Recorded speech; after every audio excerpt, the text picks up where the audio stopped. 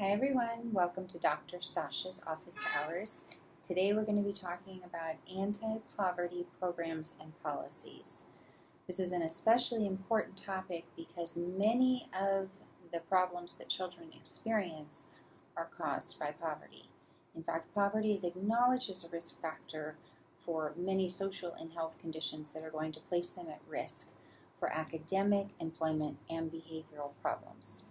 Now, children are not poor on their own, of course. Children are poor because they reside in households and communities that are poor. And thus, a principal goal of anti-poverty policies is to break the link between poor resources of parents and adverse child experiences.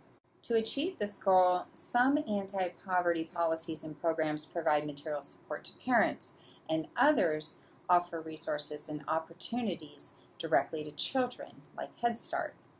But evidence actually suggests that the specific targets of social policy should not be an either-or proposition or strategy.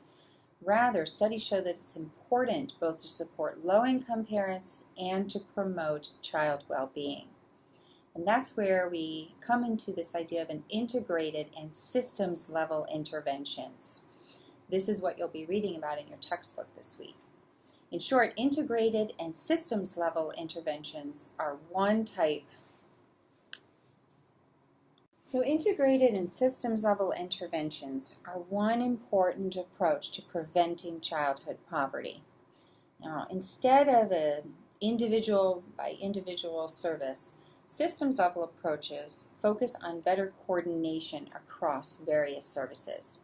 So rather than creating public policies that are composed of separate streams of money to address particular needs or problems like adult substance abuse or the need for early childhood education or the need for parent training, a systems approach argues for a comprehensive community change strategy that addresses the full array of problems that are facing families. One example of a model systems-wide program is the Harlem Children's Zone in New York City.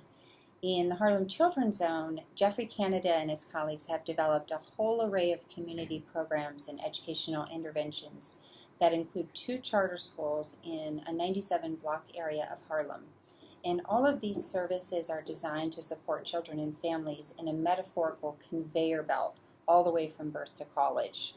So some of the specific interventions include parenting classes in the baby college, pre-kindergarten instruction in Harlem gyms, a whole array of after-school health, college prep, employment training, and substance abuse programs and services.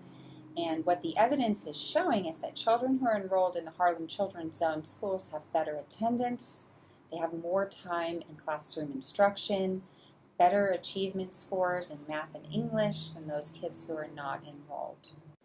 Another really good example that's local is called Vista Hill. And Vista Hill is primarily a treatment facility, and it supports children from birth to 18, but also their parents who are going through chemical substance rehabilitation and recovery programs through a whole range of prevention and intervention programs.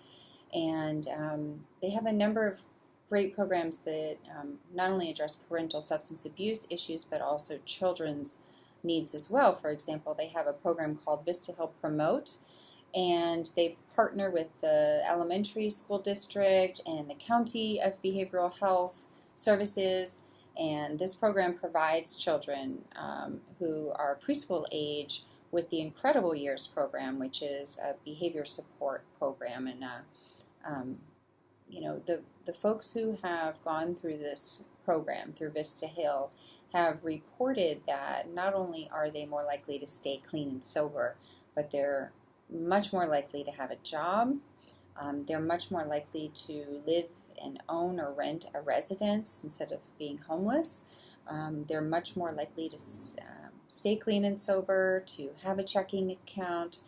And here's a really important one. They're much more likely to use more positive parenting strategies and less punitive and harsh discipline strategies. So When you're working with the family as a unit and you're addressing all the needs through these integrated systems, you're much more likely to be able to address the issues related to poverty.